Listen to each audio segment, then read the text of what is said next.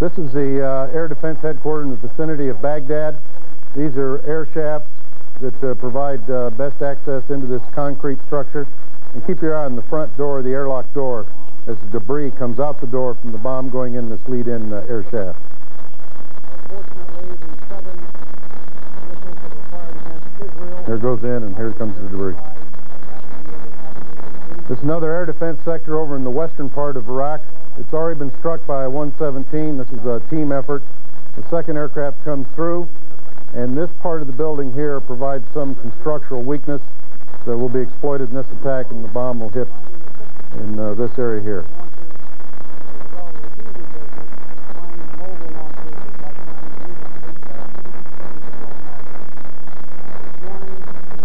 And this is my counterpart's headquarters in Baghdad. This is the headquarters of the Air Force, and keep your eye on all sides of the building as the airplane overflies the building and drops the bomb down through the center of the building. Those 3 mobile electric launchers have been destroyed. In addition to that, at the same time, we found 8 more mobile electric launchers. We are currently attacking those launchers, and we have confirmed the destruction of 3 more of those mobile electric launchers, and we are continuing to attack the others. Virtually all sides of the building blown out there in that briefing from Lieutenant General Chuck Horner, who designed this air campaign this morning. And we can talk about that with our military analyst, Tony Cordesman, who has joined us again in Washington this morning. Tony Cordesman, as you look at those videos, which come from, I assume, gun cameras or nose cameras on the various aircraft, what's your first impression? Well, it's an astounding performance, Peter. It's about 10 times more effective than what I would have expected from Vietnam, and it shows. And what we mean by that are even more of the ammunition depots, the armored and mechanized units in the rear, the forces down in the southern part, the land forces, which ultimately are the key defense that is occupying Kuwait. Did you hear anything there this morning that would indicate to you that we should anticipate a ground attack anytime soon? I didn't hear that. I think he was very cautious. He discounted some reports that there'd been major attacks on the Republican Guards.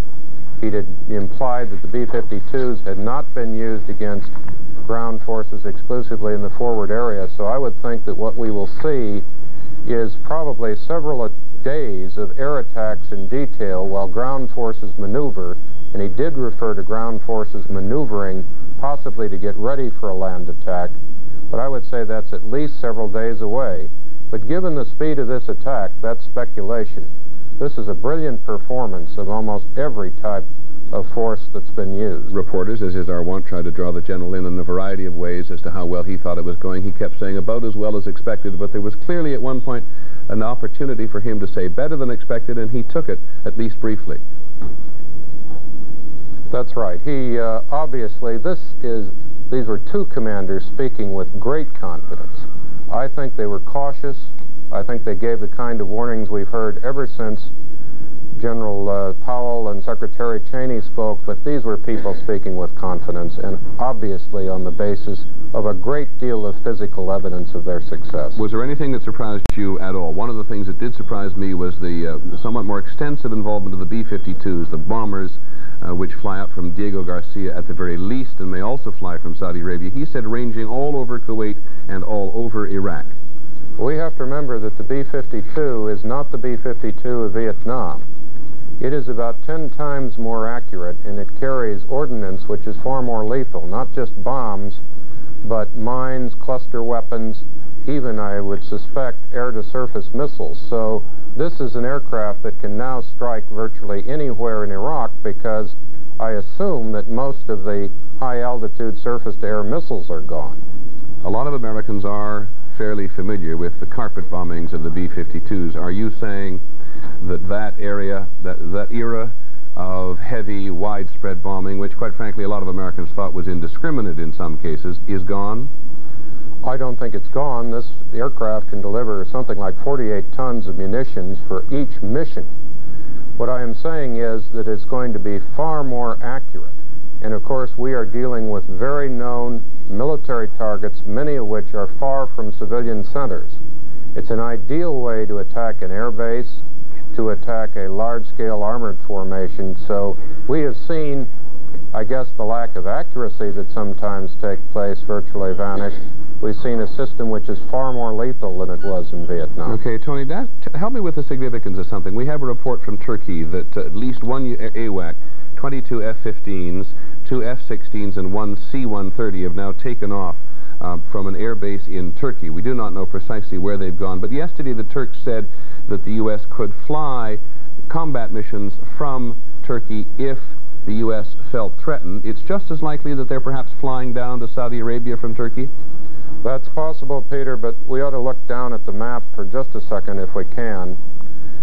One thing we gain if we can fly out of Turkey is all of these air defenses that forces in the south have to fly through, whether they come from our carriers or these forces here, are bypassed. All of a sudden, what are many targets over here, or even what may be remaining missile targets over here, they can avoid all these air defenses and fly through here. Further, if there are weather problems, they can fly into the gaps in the weather and attack targets far more flexibly. So the use of Turkey is a massive asset for many kinds of air attacks. Okay, thank you very much, Tony Cordes. We'll come back to you a little later.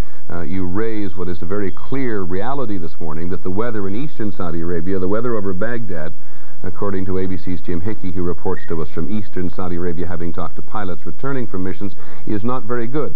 So perhaps there is an introduction now of an American asset from Turkey on the northern frontier, the northwestern frontier with Iraq, because a lot of American pilots are returning to base this morning with their assets, with their bombs and their missiles still on board.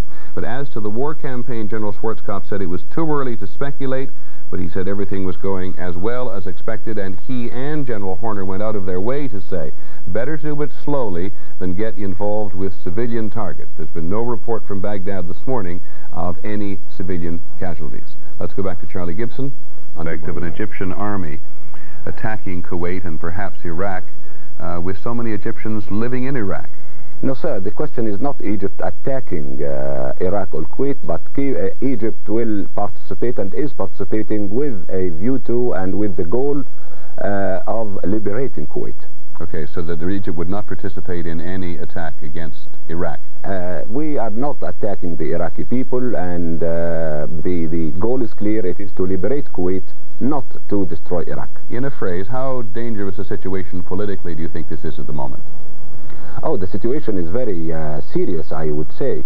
The continuation or the insistence of Mr. Saddam Hussein not to withdraw from Kuwait and to respect the Security Council resolutions, the Arab League resolutions, in fact adds to the dangers in the area.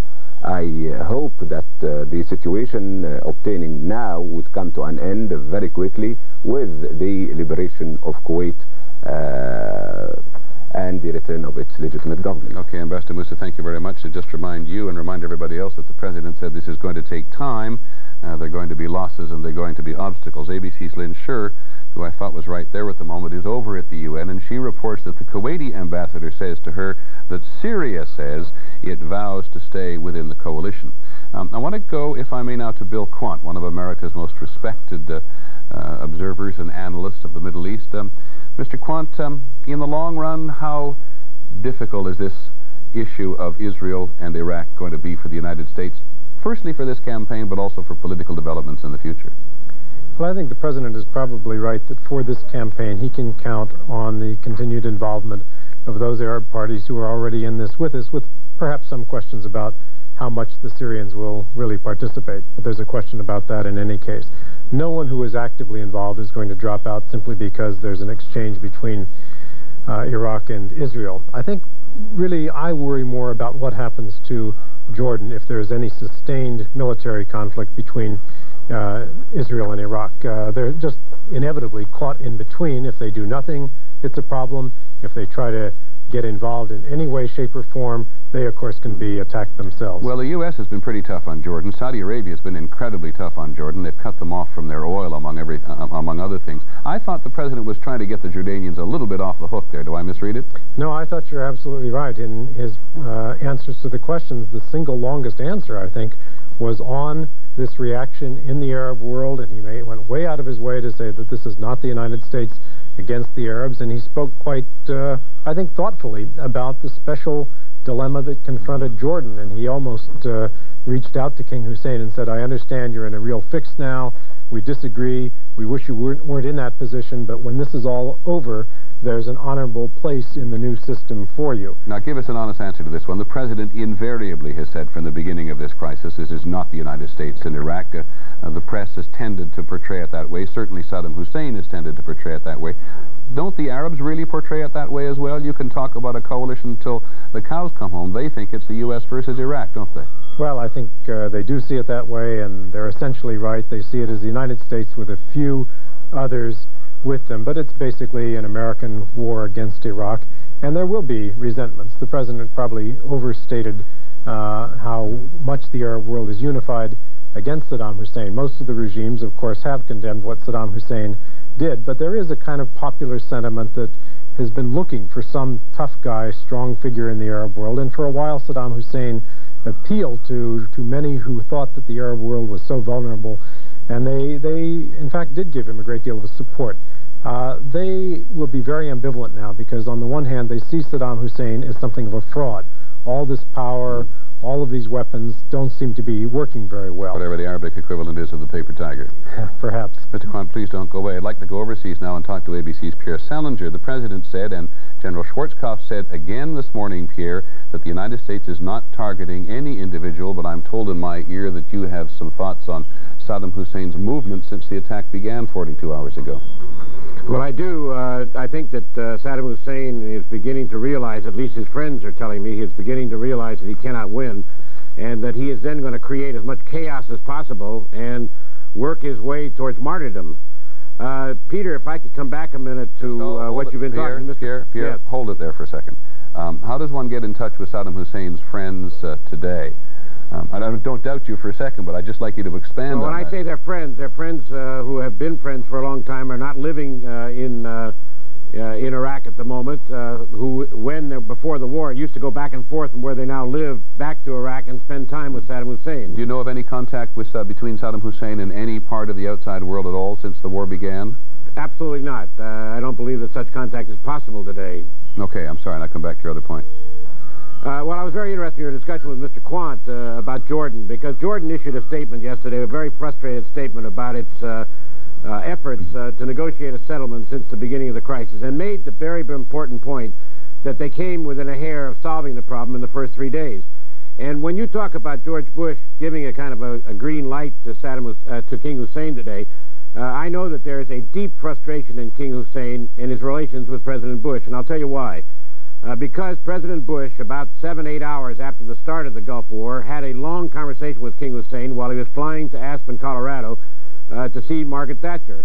And during that conversation, he promised King Hussein that he would not put any pressure on Arab countries to do anything verbally against Saddam Hussein for 48 hours to allow King Hussein to try to solve the crisis. That did not work out that way. Okay, Pierre Salinger in London, thank you very much. I think all of us have experienced the frustration of King Hussein since it began. And of course, the burden on Jordan is going to become tremendous again in the face of the war. The Jordanians for a while said they wouldn't open their border at all to Iraq because they suffered so much the first time under this stream of refugees from Kuwait and Iraq. Now they have opened the border with Iraq again, but have said to people in the main that only those who can give some kind of financial guarantee that they can get beyond Jordan, namely all the Egyptian government guarantees that they will get beyond, can come into the country. But the pressure on that border, just in terms of humankind, as this war goes on, is going to be immense. And on the last occasion, the international community was rather slow in responding to the demands of a refugee crisis. Now, everybody in America, again, has been captured by what the president has to say, undoubtedly. We asked a number of our correspondents to be listening to the country today. Here's an example in this report from ABC's Judy Muller. Daybreak brought the usual tensions to Los Angeles. And we're still looking at a big problem on the Garden Grove Freeway. But it followed a night of unusual tension. The escalation in the Persian Gulf War seems to be on everyone's mind. From the old... And I think the Israel thing was very bad, and I think it's more serious than we think it is. It's purely political on his part to draw Israel in. We all know that. To the young. I'm extremely concerned now that that Saddam Hussein attacked Israel, because I just think it's completely out of hand now. It's like a dream. Like, I still don't believe it's going on. I won't believe it till I'm over there in the sands, you know, and I don't want to go. I don't want to die. The tension could be felt in the subways of San Francisco. Israel may be sensible enough not to respond for once. Who knows? Saddam Hussein hasn't really retaliated yet, so it's just a matter of time before he releases his troops into the Saudi Arabia. And the stores of San Francisco. I'm worried about everybody. Jordanian, Arab, American, Israeli. We are worried about everybody because they are human. Why we kill each other? We are human. We have to survive. One sign of the anxious times, the discovery of a package in a restroom at the Los Angeles Police Headquarters last night prompted a call to the bomb squad. Turned out to be a false alarm. And the war played a part last night in the Idaho-Montana basketball game. There have been peace demonstrations all day in the Missoula area, and we had heard rumors that they were going to try and disrupt this game tonight. Now we've got potatoes being hurled at these well-meaning men and women. At UCLA, dozens of students staged a sit-in at the administration building. Make no mistake, though, we do support our troops. For this reason, we want them home alive, right now. This morning, the students were to be evicted, even as others look for ways to evict the tension that dogs our daily lives. Judy Muller, ABC News, Los Angeles. Just to remind you a couple of things the President said about Israel, because we want to talk to Dean Reynolds, who's in Jerusalem at the moment. The President said we should guard against anything that can change the course of the war. And it was perfectly clear in that brief news conference at the White House. That's been clear in every country we've talked to, certainly everyone in Europe this morning. And you heard the anxiety, at least from the Egyptian ambassador to the United Nations, that Israel may react somehow. The question is to President Saddam Hussein's state of mind. Pierre Salinger has spoken a bit to that. What about the anxiety in Israel, where it is just about 7:51 in the evening in Jerusalem and Tel Aviv? Let's go to Dean Reynolds. Dean? Peter, the feeling in the country, of course, is very tense. People are assembling their families at home. There's very few people out on the street. We've been listening to some call-in radio shows. Mothers have been talking about how their children have been affected by this. The conversation deals a lot with psychological stress. As you might imagine, the chief rabbinate of the country has given religious Jews, ultra-Orthodox Jews, permission to listen to the radio this evening. It is, after all, the Jewish Sabbath, and on a normal Sabbath, listening to the radio and things like that would be not permitted. In a tour of Jerusalem earlier this evening, our camera crews noted that several synagogues, which would normally be full of worshipers, are closed this evening. Again, most people are staying indoors. Perhaps one of the most poignant pictures, which I hope we'll be able to show you later on today, is Muslims who earlier today, it was Friday prayer day at Al-Aqsa Mosque, we have pictures of Muslims praying in gas masks. So I think the sense here is one of anticipation and tension. Dean, has there been anything of a public political debate or an emotional debate about whether or not the Israelis should react against the Iraqis? There is a debate, Peter. Something that I found quite interesting is that there is absolutely no anger at the United States for trying to prevail on Israel not to respond to the attacks. From the moment of the missile attack today our time, the Israeli military and the radio personalities have gone on the air assuring the country that the United States is really taking care of Saddam Hussein and is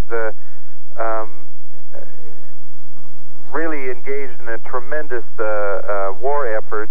I'm sure this is an attempt to assuage any fears in the country, but also to cut down on any latent anti-American feeling, foretelling the Israelis to show restraint. Okay, thanks very much, Dean Reynolds. We've had a number of source reporting saying that at least the Israelis are on the highest state of alert, and here is some source reporting that the Iraqis have reportedly been moving many of their sophisticated aircraft around. In the military briefings this morning, we were told that perhaps only 50% of the Iraqi Air Force had been reached in the early raids because many of them were in hardened shelters, or revetments as they're called, and as they're underground, and it is difficult to see underground in many cases, it is difficult to know just what effect the Allied campaign has had against the Iraqi Air Force. We are told that in almost every instance when the Iraqis engage the Allied forces that they get shot down, but usually when radar locks on, they turn away, which is not to say that the Allied forces have not lost aircraft. 7 at last briefing have been lost, 3 American, 2 British, 1 Kuwaiti, and 1 Italian. Again, another brief look at what we were shown in Saudi Arabia tomorrow about the accuracy of some of the new high-tech weapons being used by the Air Force.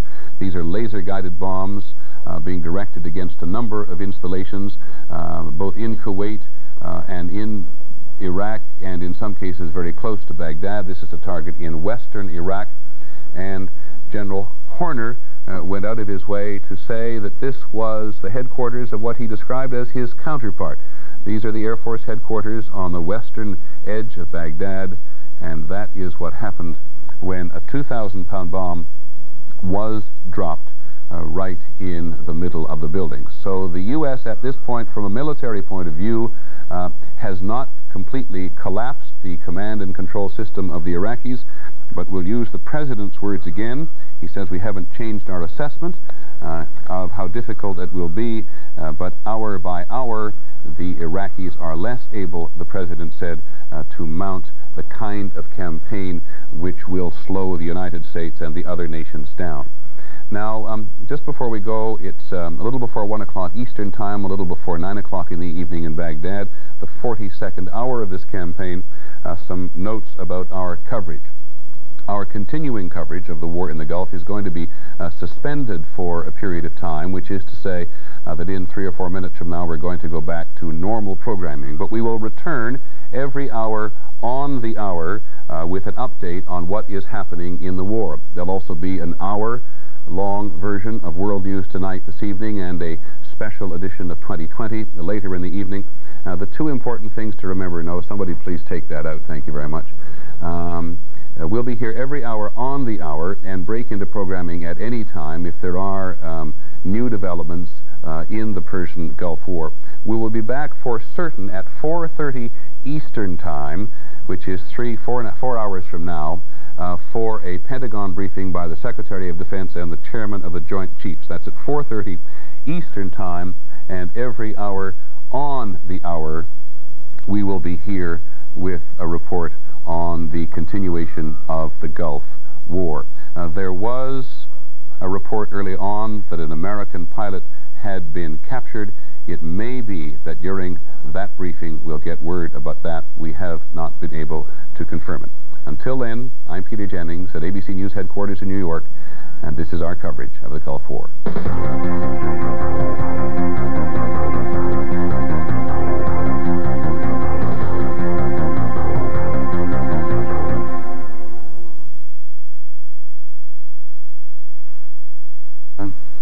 Probably French Mirage F-1s and a couple of other airplanes suspected damage, probably on the ground. So it looks like 8 engaged and down in the air. That's an uncertain figure, as you might imagine. There's a lot of ambiguity, uncertainty related with it, and so we're still sorting that out. How do you assess the Iraqi air defense system and how it was activated in the initial hours of the attack? The Iraqi air defense system is a sophisticated system. It is similar to Western standards by design. However, execution so far has not been as sophisticated as we would expect by Western standards. Admiral Kelly, can you just to follow up on that? Countering the Iraqi Air Force also entails knocking out airfields, cratering runways. Could you give us some sense of what portion of the Iraqi Air Force might have been disabled? Some foreign defense officials, I think the French defense official, have talked about knocking out 50% of the Air Force. What portion of the Iraqi Air Force has been disabled, and what aircraft may have managed to have escaped by flying away or flying to northern bases? We're not aware of any aircraft that were able to escape, for example, from the country to leave. I would rather not address specific operational aspects of damage to date, other than to go back to General Kelly's statement that our efforts on the offensive side are going about as planned. And I would comment that in this kind of operation, air defense and air bases are generally what you would want to engage early in the campaign to establish air superiority. Admiral, do you believe there are any American prisoners of war? We know of no American prisoners of war at all. So you discount the reports from Baghdad? Don't discount anything. We just don't know if there are any American prisoners of war. We're carrying those folks as missing, and we're searching for them. General, can you describe the role of the Apache attack helicopter? It doesn't appear to have been used in its primary anti-armor role. The Apache helicopter has been used, is doing well, and is fitted right in with the campaign plans being executed to date and to be executed in the future. Can you describe how it's been used? I would prefer not to get into that right now. And the more we tell you about how we're using something, the more we're telling Saddam Hussein about it. Does it include special operations? It could. General, how many cruise missiles have we launched to date? The last number we had, I think, was over 100. What's a good number now, and also for sorties of aircraft? Sorties of aircraft, and you have to define sorties. One fellow will tell you 1,300, and one fellow will tell you 2,000. The sorties I'm addressing are aircraft going out on missions into the area of operations, and through today, which will end at 7 o'clock tonight, the Washington time, 1900, there will have been 2,107 combat sorties flown and 196 missiles. Are you still sticking to the figure of 80% effectiveness? 80% from my perspective. Remember, I'm looking at the information that comes into the Pentagon. Looks good to me. I know it's what the Singh said, and we agree with it completely. General, would you say it's fair to characterize the U.S. and the Allies as now having achieved the initial objective of air superiority? No, I wouldn't. I would say that they are proceeding toward it as we envisaged when the campaign began. I think a substantial portion of that's behind us. I don't think we've achieved it completely, but I think we will in due course. General, how long do you think it will take? Hard to say. General, does it now appear that this war can be won with just air power? One never knows that, and I think that other speakers, my bosses, have addressed that in the past. You are never sure until it's over. We are dealing with the future. We must maintain the capability to take the ground that we said we would take. But based on how things have gone during the first 2 days, can't you draw some encouraging conclusion? Well, the conclusion I would draw as a soldier is that large army is still sitting there, and it has to be rooted out. How we do that, we will attempt to do it the most efficient way that we can, but in the final analysis, we have to have the capability to go in there if we must. Yes, sir. General, what was the fourth aircraft that we lost, and were any aircraft lost in dogfights? There were no aircraft lost in dogfights. Fourth aircraft that we lost, U.S. lost, was lost today, and it was an A6. General, in your efforts to target the command and control and communication sites of the Iraqi military, can you say now whether Saddam Hussein is in control of his troops, whether he has power over them? I can't answer that with a great degree of certitude. It's just the kind of question that my comrade here ought to address. We believe he still is maintaining control over all elements of his armed forces. You know where his family is at this point in time, or would you? What's your time frame for really getting him out of control? Let me answer your first question and say that's what we expected up to this time. General, what were the circumstances of the A6 going down today? I don't know, because I just heard about it before I came in here. I was at another briefing just before that. How are they performing their mission? The A6s? The A6s. You mean in terms of the quality of their performance? Oh, exceptionally well. Everything that I know about indicates that all of the assets that we've committed to the battle so far have performed stunningly well, and I'm telling you right from the shoulder that that's correct. General, is it fair to say that as long as any of those Scud missiles are still around, that we can't really protect Israel, because once they go up, there's little we can do? Also, as a follow, what about the Patriots that we sent to Israel? First of all, I can only say about the Scuds that we are searching for them, that we have assets in the areas where we would expect that we will find them. As we find them, we will destroy them. If you want to know what Israel's capability is to counter the missiles when they get there, you're going to have to ask Israel. General, how effective has our disruption of the command and control system been? If Saddam Hussein's still in charge, does he have communication with large elements of his armies? As indicated, we think Saddam Hussein is still in charge. I don't know how effective his communication is. We've taken a lot of it out, but there are other means that he retains, and we can't make a real qualitative judgment on that yet. General, yes, General, can you give us a success rate on the accuracy of the Tomahawk cruise missiles, some type of percentage, some type of adjective in which to characterize how they're doing? Exceptionally well. General, can you be a little more specific? They're doing beautifully. They're doing very, very well. That's exceptional. General, what sort of air strikes are we conducting from Turkey? What sort of air attacks are we launching from Turkey? I don't want to get into what operations we're conducting from there yet, because I'm not certain we're conducting any yet. I just need to go back and check that. And I'll do it. Could you give us a... the President talked today about mounting the darndest search and destroy mission the world's ever seen on these Scud missiles. Have you had to pull assets from other areas, put off things that in the original plan you would have been doing at this point to go after those? No, because one of our top priorities when the engagement began was to get the Scud missile capability, which threatens our own forces as well as Israel. General, could you give us could you describe the extent of damage done to the Republican Guard force by American bombing?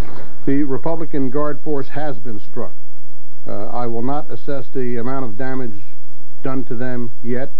They will continue to be struck. How about the chemical and biological sites? Could you give us Are there any plans to move into Kuwait? Sir? Are there any plans to move into Kuwait and begin some activity there? The campaign will unfold as it unfolds, and we'll announce historic things to you. We don't want to announce future intentions, which could wind up getting Americans hurt. Yeah, I wanted to ask you about if you could give us a general sense of the damage to the chemical, biological, and nuclear sites, and if you think that the damage to those could in any way affect the environment around them with chemical or nuclear. I can only say that they have been targeted. The campaign has unfolded the way we expected it to unfold. We have to kiss, and we haven't noted anything like that would indicate any kind of severe danger. Why is it hard to find the Scud missile sites in western Iraq? What's the terrain like? Pretty flat, pretty wide open. There are a number of fixed sites out there. We don't think they were used.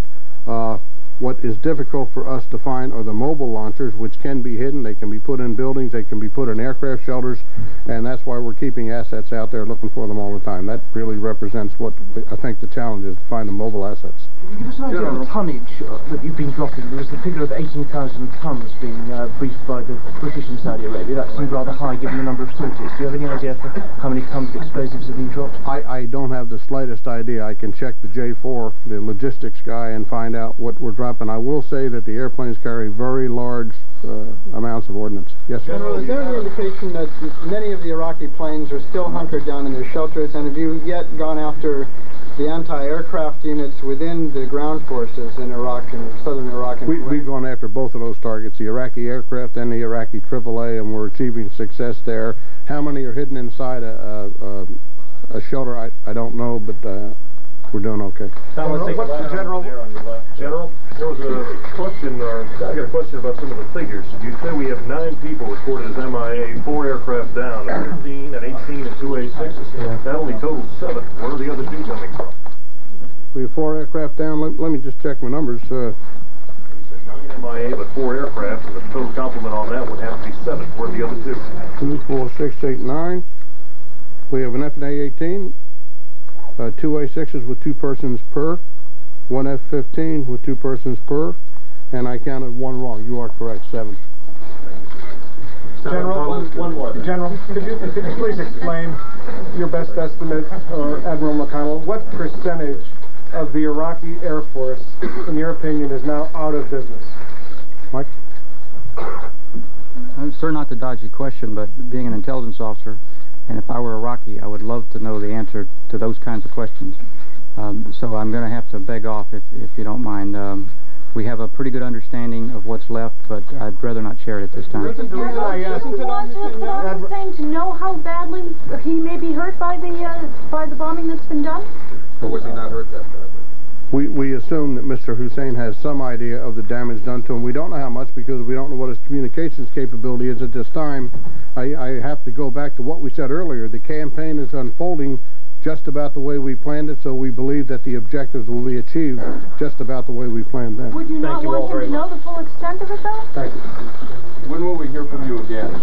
There'll be another briefing tomorrow in Riyadh in the morning. Mr. Williams telling the press when there's going to be another briefing. For those of you who have followed this military phase of the campaign very closely, there is not an enormous amount of news in this briefing, except for the initial news that the U.S. has lost another aircraft today, an A-6, which is a Navy intruder.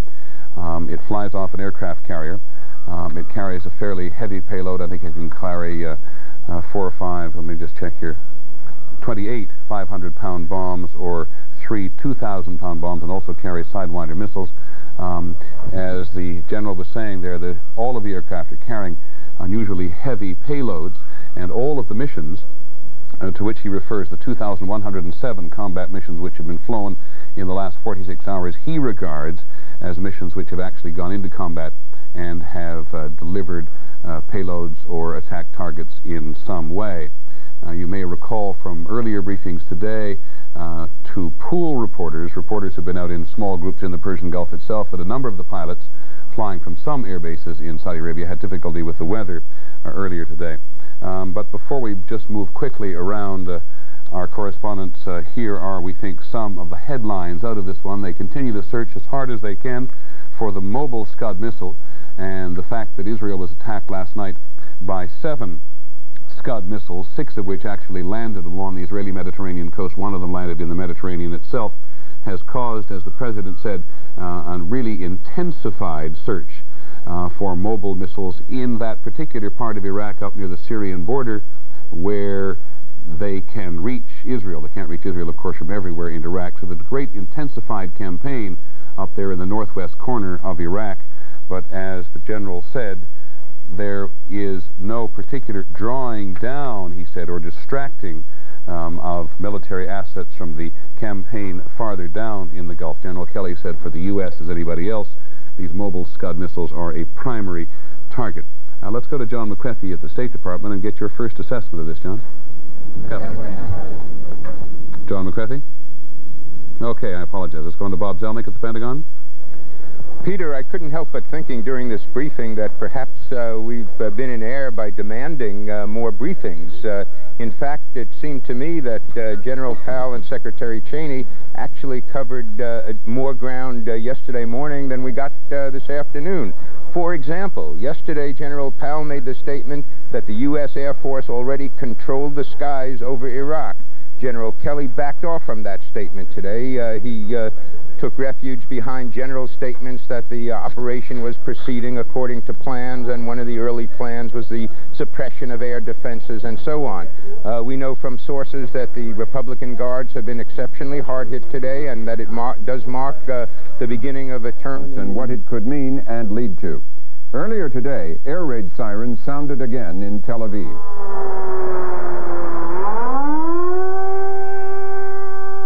As the sirens howled over the darkened city, the Israelis again dashed for cover and the streets were emptied. Everyone had been instructed to take shelter in a sealed room in case there was a gas warhead on an incoming Israeli Scud missile. But the first precaution was to put on gas masks, which these staffers for Worldwide Television News hastened to do. Joining us now for an overview of the emerging Gulf situation is former Secretary of State Henry Kissinger. Dr. Kissinger, thank you for joining us. How do you evaluate the risk that Saddam can provoke Israel into attacks that could break up the coalition? The plan of Saddam is so transparent that I have every confidence that all the members of the coalition, as well as the Israeli government, will conduct themselves in a way that even if it should some embarrassing events occur, will not lead to a breakup of the coalition. I mean, Israel knows that the attack on it has no military significance, but it's designed to trigger it into doing something excessive that will enable Saddam to present this as an American-Israeli plot. And I would be really disappointed, and I have no reason to believe I will be, if when they do retaliate, they do it in a way that would lend itself to that sort of attack. There was, on good authority, a sense of real crisis late last night in the White House when those first reports of the Iraqi missiles landing in Israel came in. No doubt about it, because they're engaged in a difficult operation that the president undertook with great courage, and to see an essentially terrorist act turn it potentially into something entirely other than what it was intended to be was, of course, worrisome. But as it turned out, the attack on Israel was really very ineffective. They did not use chemical or biological weapons. And I think that if it stays within present bounds, that either Israel will not retaliate or retaliate in a token way. Is there a sort of psychological reality here that Israel's need to be, because of its traditional policy, its need to be seen by its neighbors to be defending itself and retaliating could outweigh the caution it feels, as you described earlier? It's a very tough problem for Israel. I mean, it's right on the edge. That's right. It has no margin of survival. It has a very narrow territory. And if it creates the impression that even retaliation becomes a problem for it, it may encourage all kinds of attacks to test what the threshold is. On the other hand, they also... Just so I understand you there for a moment, it would be a success for Saddam if he could even achieve some inhibition in Israel's traditional willingness to retaliate. That's right. If he can create the impression, it is clear that the world would be very dubious about an Israeli preemptive attack. And Israel has been discouraged in a series of crises, including when I was in government, from launching a preemptive strike. And they've said on this occasion they agreed to restrain. And they've agreed before. Mm-hmm. Now, if on top of it, after a clear-cut provocation, they have to think twice about retaliating, and if that becomes a pattern, then Saddam can claim he has achieved something.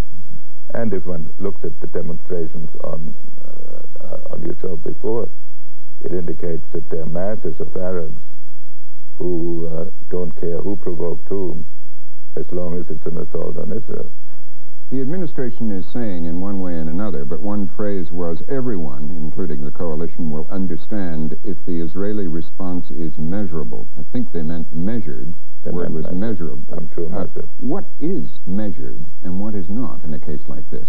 Well, I suppose that an Israeli attack that produces a large number of civilian casualties would be one that would be difficult to contain.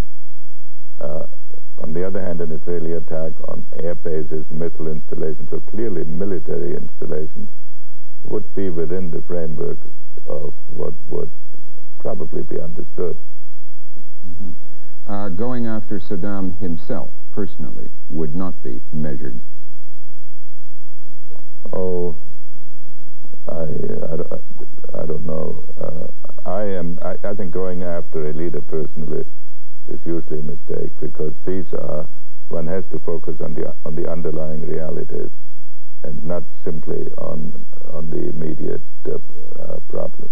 How vulnerable is the coalition to an Israeli retaliation, to being split apart by an Israeli retaliation? Of course, we have to look also at the problem that Israel almost becomes a pariah nation if alone among all the nations in the Middle East it is singled out for being prohibited to engage in retaliation. when its mere existence becomes a semi-justification for an attack, I believe that, first of all, it doesn't appear to me as if Israel is retaliating to this first attack. If the retaliation is measured related to military objectives, then I believe that it will not break up the coalition, because after all, our allied partners are not fighting for us, they're fighting for their own survival. So, in that sense, the more extreme members of the coalition, perhaps Syria would be an example, would be holding Israel hostage to the unity of the coalition, but their willingness to stay in. The more extreme members of the coalition also hate Saddam the most. I mean, Assad has been in a mortal conflict with Saddam for reasons totally unconnected with Israel, and it is unlikely that he will give up that blood feud just because Israel does to Saddam what he would like to do to Saddam. Let's talk about Saddam for a moment. How do you explain to yourself, what we're all trying to explain, Saddam's intransigence in the face of this overwhelming assault? I tell you, it is a puzzle to me, because I thought that if Saddam had accepted the UN proposal or the French proposal, he would have come out as the winner. Our forces would have left the area. His forces obviously would have remained in the area. Kuwait would have been put under the jurisdiction of friendly governments like Algeria. And he would have created great problems for President Bush. It would have been nearly impossible, in my view, for President Bush to go to war over the issue of who would represent the UN force in Kuwait. And I expected, frankly, and one shouldn't admit one's fallibility on a program like this, I expected until the last day that at the last minute he would accept one of these proposals. And I find it very difficult to understand what he believes he's doing unless he had no idea what it is like to confront a high-tech opponent, because basically he's confronting the Army and the Air Force and Navy that we created to resist the Soviets in Central Europe. Well, he's had 2 days of tasting that now. Baghdad Radio said today, the war has just started.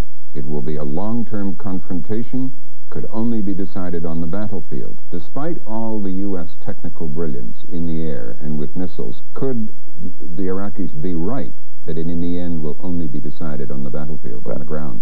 My impression is that his hope is that if and when we attack his fortified positions in Kuwait, then we will suffer casualties of a magnitude that will change public opinion. I believe that the administration has had so much time to study this problem that I find it difficult to believe that Saddam's hope will be fulfilled. I believe that the Iraqis will crack before this happens. We talked about the Israelis having to be measured in attacking Iraq. Is there a reason for future stability in this region for America to be measured now in the amount of force it uses against Iraq? No, I think it is important for America to win. I think a stalemate would be the worst possible outcome. After we have won in constructing a peace, we should not repeat the mistake of the Iran-Iraq war, in which we weakened Iran to a point that Iraq became the dominant country. And I believe that after we have deprived Iraq of the capability to threaten its neighbors by destroying its nuclear and chemical facilities and its missiles, that then we should not object. In fact, we should enable it to retain a defensive capability, lest Iran and Syria replay the Iraqi script from the Iran-Iraq war. In that sense, we have no interest in the breakup of Iraq as a state. But while military operations continue, the most important objective is to win. Yesterday, the State Department and the White House said it is too late for Saddam merely to withdraw from Kuwait. Saddam must surrender. How do you understand the goal now in this? Should he be pounded with all this high-tech munition until he surrenders, or is there some other way to play the end game? The principal objective now is to destroy his offensive military capability. The next stage, we have to destroy his army in Kuwait or induce the army in Kuwait to withdraw. In my view, if those objectives are achieved, destruction of Iraq's offensive capability and withdrawal from Kuwait, we have achieved the essential goals that our national interest requires and that a balance of power in the area requires. And I would not pursue the war beyond that point. So a surrender, an abject surrender by Saddam Hussein is not necessary in your view? And I also would be very leery about having an American occupation force in a hostile Arab country. After we've achieved our victory, I think our ground forces should be withdrawn from the area as rapidly as possible. And the policing of the enterprise should be left to friendly Arab nations. Some people have raised the question since the air war began of whether the United States, not only in terms of future friendships and sympathies and in the region, but also on humane grounds, should limit the extent to which he is pounded. I mean, do we increase future problems with each ton of high explosives we drop, or do we make things simpler? Well, I don't think it's the tons of high explosives that matter, but the targets. My impression is that the targeting has been extremely selective, that there has been no attack on civilian populations, and that unlike the Vietnam War, we now have ammunition that is sufficiently accurate so that we can really conduct operations in which there are very, very few, if any, civilian casualties.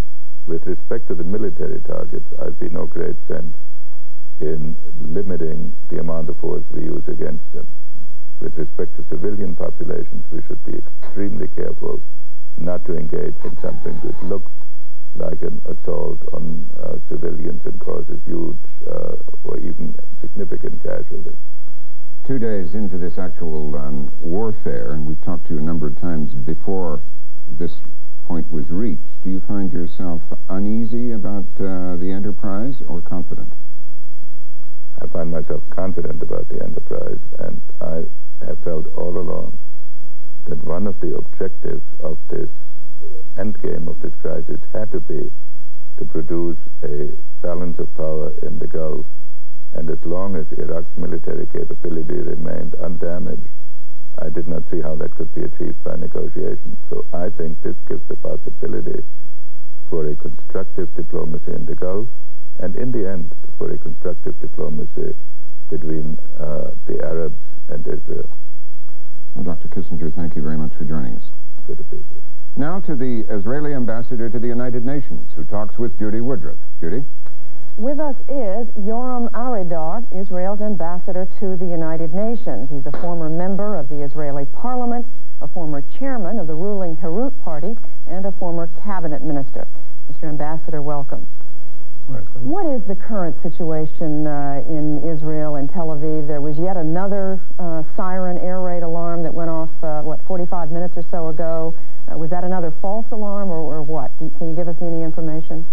According to the information that I got, there was no renewed missile attack against Tel Aviv, but it was a Russian satellite that just flashed in the atmosphere above the Middle East and was just evaporated in that area. And that was enough to set off the sirens, the air raid alarms?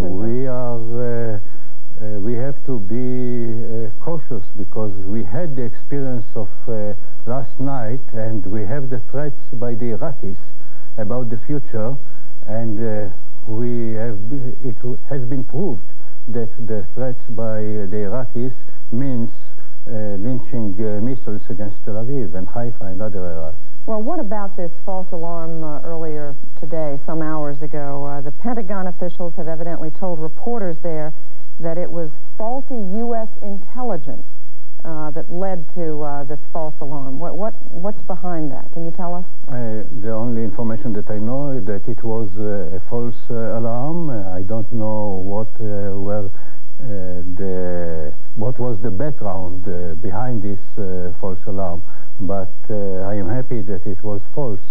Well, one of your Israeli officials over in Israel said it was somehow related to information about a missile launch. I can't comment on this information. And the information, the other comment from the Pentagon about faulty U.S. intelligence.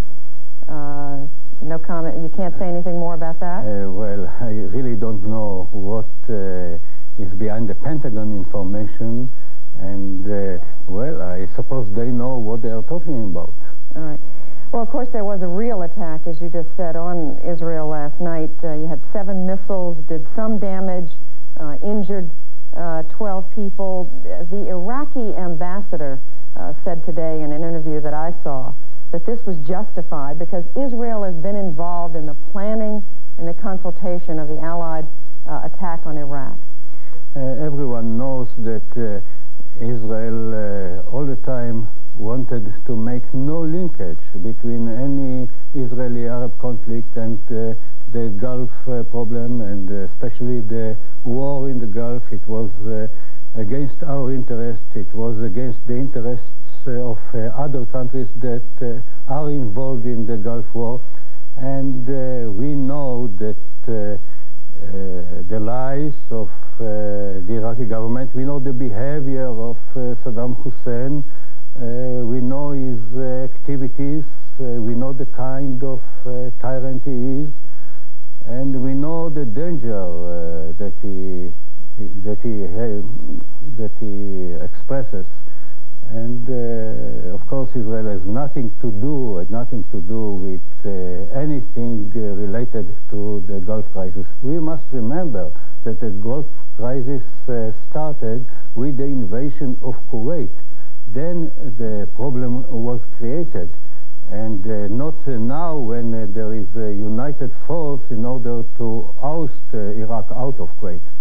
So when the Iraqi, again, this is an interview on CNN, so when he says that it was justified because Israel's involved... well, everyone remembers the reply by the Iraqi foreign minister when he was asked if Israel will be attacked once there will be a battle for the liberation of Kuwait. Then he said, yes, absolutely yes. It seems that the excuse for attacking Israel is really the existence of Israel. And because we exist there, then we are to be attacked and to be annihilated.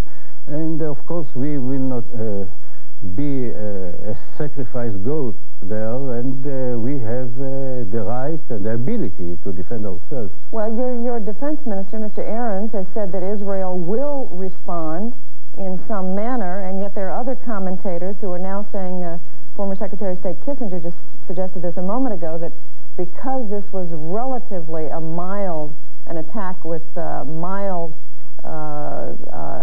casualties, only 7 people hurt and so on, a dozen people hurt, that Israel probably won't retaliate. The fact that Israel showed self-restraint unsurpassed by any other country, and we said that we will not make a preemptive strike, and really we did not make it. And there are already 24 hours after the Iraqi attack against us, and we did, for the time being, we did nothing.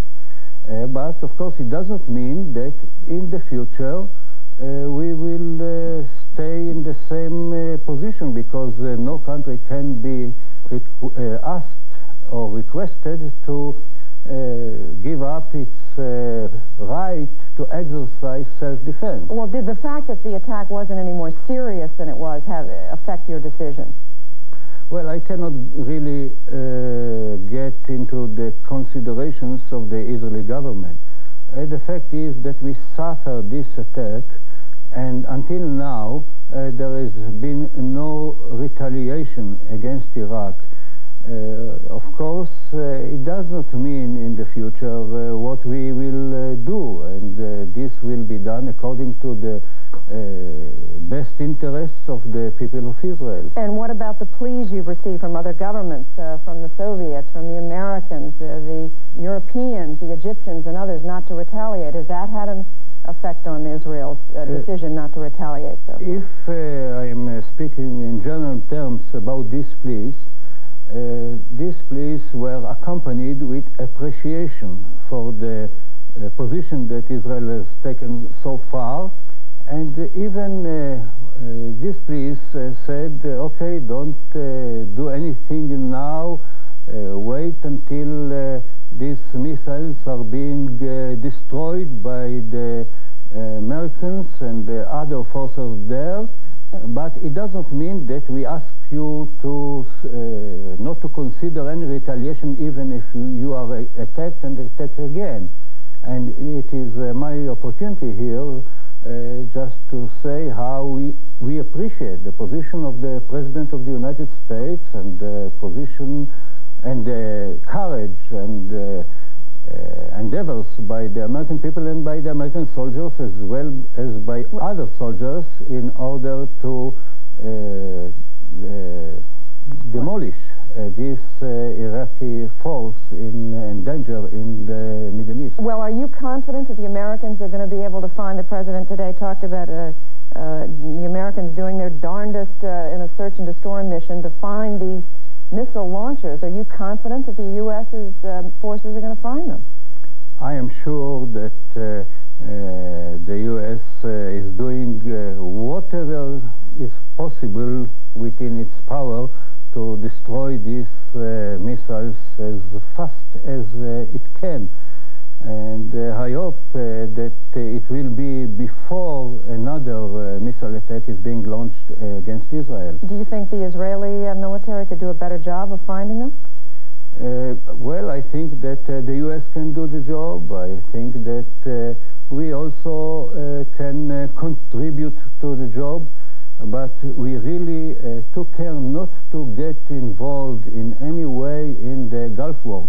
But of course, if we have no other choice but to defend ourselves, then we have to defend ourselves without being involved in the Gulf War.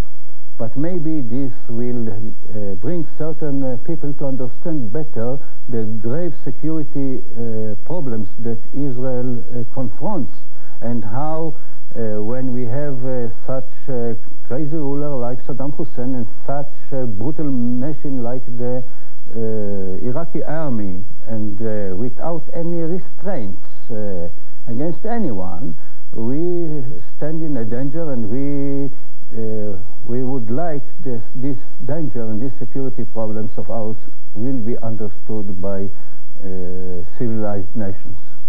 Well, Mr. Ambassador, we thank you for being with us. Thank you.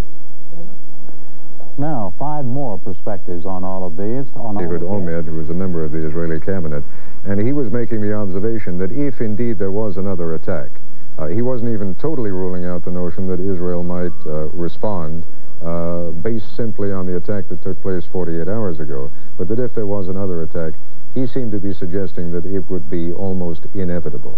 And beyond what you have already told us, Chris, what can you say to either confirm or raise a cautionary note? Is it inevitable that it's going to happen now? Well, I certainly can't put myself in the minds of the chiefs of staff of the Israeli Defense Forces, but I think the point we should make to viewers is the psychological toll these attacks are taking, far greater than the physical toll. The fact is that everyone all day is carrying a gas mask alongside him. Each home in Israel has set up a secure room with the windows sealed, with food, games, books put in there, and when the air raid sirens sound, and they sounded 4 times in the night in various places in Israel, families get up, are awakened, get up, everybody congregates in this room, and they shut the door. It is a very great psychological toll, and I can't imagine any country would allow this pattern to continue. We have just been looking, while you've been speaking, Chris, at some of the video of members of the Israeli Defense Forces and rescue squads, all of them still dressed in their chemical weapons gear, that is the protective gear, although there you see one man who is hosing down what appears to be a fire and several other workers who don't have any gear on at all. What was amazing to me, Chris, is that only a matter of minutes, it seemed, after you first reported that the missiles had struck Tel Aviv, the all clear was sounded, and what that meant was that Israelis were then free to come out of those sealed rooms and free to take off their gas masks again. It happened very, very quickly, didn't it? Well, obviously, and in a sense, sadly, the Israeli civil defense has gotten very good at dealing with these missile attacks and quickly ascertaining whether or not